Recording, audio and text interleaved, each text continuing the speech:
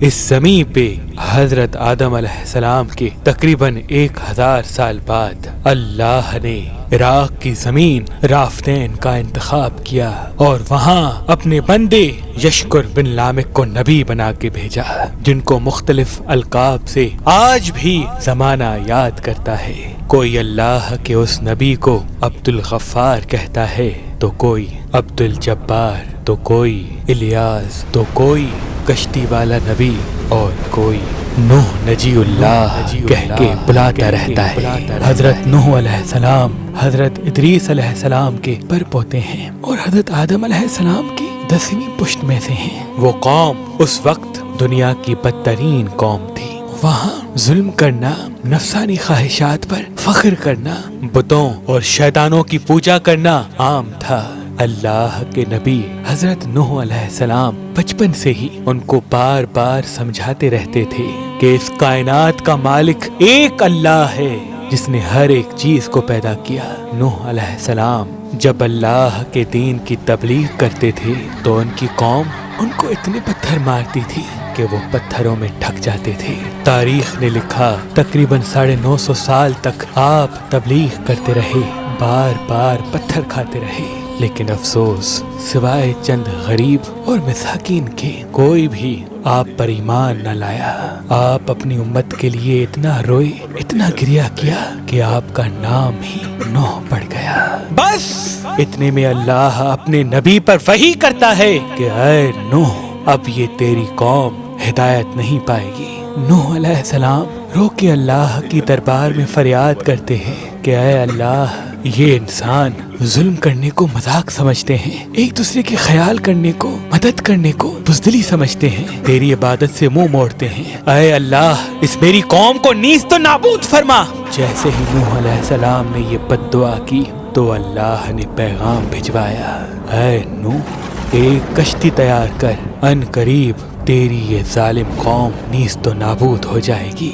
بس اللہ وحی کے ذریعے اپنے نبی کو بتاتے گئے اور اللہ کے نبی نوح علیہ السلام وہ کشتی بناتے گئے۔ جیسے کہ نوح علیہ السلام ایک پہاڑ پہ رہتے تھے تو نہ وہاں سمندر تھا، نہ دریا، نہ درخت تھے۔ بالآخر اللہ کے نبی نوح نے درخت اگائے اور اس کی لکڑی سے کشتی کو بنانا شروع کیا۔ آپ لکڑی سے بڑے بڑے تختے بناتے، پھر لوہا لاتے، اس سے کیل بناتے، تختوں کو جوڑ کر اس میں کیل ٹھوکتے گئے۔ تاریخ نے لکھا تقریباً 100 سال تک آپ وہ کشتی بناتے رہے اور آپ کی قوم روز آپ کے پاس آتی اور آپ کی توہین کرتی، آپ کو پاگل کہتی کہ نہ تو یہاں دریا ہے نہ سمندر، پھر بھی یہ پاگل کشتی بنا رہا ہے۔ اللہ کے نبی نوح علیہ السلام آسمان کو دیکھ کے صبر کرتے اور اللہ کے حکم کو تسلیم کرتے۔ اس کشتی کا طول 300 گز، اونچائی 30 گز اور عرض 50 گز تھا۔ ایک روایت کے مطابق اس کا طول 1 کلومیٹر سے زیادہ تھا۔ یہ کشتی عام کشتیوں کی طرح نہیں، بلکہ جس طرح سے اس کشتی کو نیچے سے بند کیا گیا تھا ویسے ہی اوپر سے بھی بند کیا گیا تھا تاکہ بارش کا پانی بھی کشتی میں داخل نہ ہو سکے۔ اس کشتی میں الگ الگ 3 درجے بنائے گئے تھے۔ نچلا درجہ جانوروں کے لیے تھا، بیچ والا طبقہ انسانوں کے لیے اور اوپر والا حصہ پرندوں کے لیے۔ ہر درجے میں ایک دروازہ تھا۔ بس جب کشتی تیار ہو گئی تو اللہ نے فرمایا، اے نوح، اس زمین پہ مختلف جانوروں اور پرندوں کے جوڑوں کو اس کشتی میں سوار کرو تاکہ ان مخلوقات کی نسل باقی رہ سکے۔ حضرت نوح علیہ السلام نے مختلف پرندوں، جانوروں، خواہ ہر وہ چیز جس میں زندگی کے آثار ہیں، کشتی میں سوار کرنا شروع کر دیا۔ پھر آپ انسانوں کو حجت تمام کرنے کے لیے کہنے لگے، آؤ، یہ کشتی نجات کی کشتی ہے، جو بھی اس کشتی میں آئے گا وہ اللہ کی امان میں ہوگا۔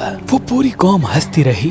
تاریخ نے لکھا آپ کے ساتھ تھوڑے سے ہی لوگ تھے جن کی تعداد بعض کتابوں میں 80 بتائی گئی ہے، جن میں آپ کے 3 فرزند حام، سام، یافز اور ان کی بیویاں بھی موجود تھیں۔ اللہ نے اپنے نبی نوح سے کہا کہ ان قریب تندور سے پانی ابلے گا اور پوری قوم کو ڈبا دے گا۔ اس بات کو سن کے قوم نوح ہنس ہی رہی تھی کہ اتنی دیر میں تندور سے پانی ابلنے لگا۔ لوگ اس پانی کو دیکھنے کے لیے دور دور سے آتے، ہنستے، لیکن کچھ ہی دیر میں ان کی ہنسی خاموش ہونے لگی کیونکہ وہ پانی پانی اتنا بڑھتا گیا کہ ان کے تمام گھر ڈوب گئے اور اوپر سے بارش بھی برس رہی تھی۔ وہ کافر یہ سمجھ رہے تھے کہ یہ طوفان کچھ دیر کا ہے، تو یوں وہ اونچے اونچے پہاڑ کی طرف جانے لگے۔ ان کافروں میں اللہ کے نبی نوح علیہ السلام کے بیٹے کنعان بھی شامل تھے۔ جیسے ہی نوح علیہ السلام نے اپنے بیٹے کو دیکھا کہ وہ کافروں کے ساتھ پہاڑ پہ چڑھ رہے ہیں، آپ نے دور سے آواز دی، اے کنعان، اس نجات کی کشتی میں آ جا۔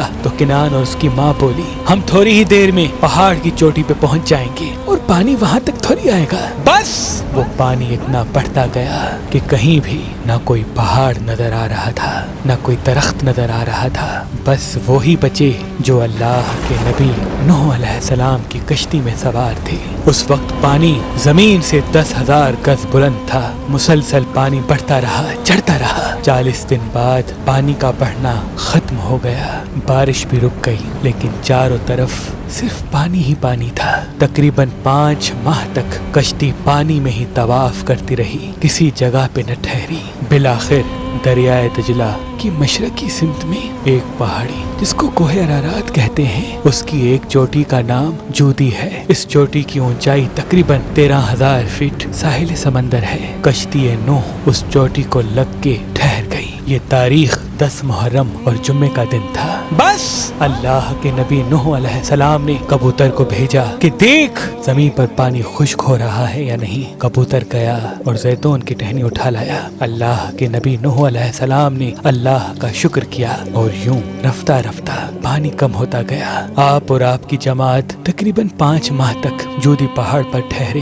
آپ نے تمام پرندوں جانوروں کو آزاد کیا، اس پہاڑی پہ اللہ کا شکر کرتے رہے، ذکر کرتے رہے، دنیا کو پھر سے آباد کرنے کی سوچ میں مگن رہے۔ تاریخ نے لکھا آپ کے ایک بیٹے سام جس سے عربی نسل چلی، دوسرے بیٹے حام جن سے سوڈانی نسل چلی، اور یافت جن سے ترکی نسل چلی، اور یوں آپ اور آپ کی اولاد نے دنیا کو پھر سے آباد کرنے کا فیصلہ کر لیا۔ تقریباً طوفان کے 60 سال بعد اللہ کے نبی نوح علیہ السلام اس فانی جہان سے دارالبقا کی طرف کوچ کر گئے۔ اللہ نے فرمایا کہ کشتی نوح کو ہم آنے والی نسلوں کے لیے عبرت کا نشان ٹھہرائیں گے۔ تحقیق کرنے والوں نے بتایا کہ کشتی نوح علیہ السلام کی باقیات مشرقی ترکی میں واقع کوہ ارارات پر ملی ہیں۔ یہ کشتی ویسے ہی ہے جیسی اللہ کے نبی نوح علیہ السلام نے بنائی تھی۔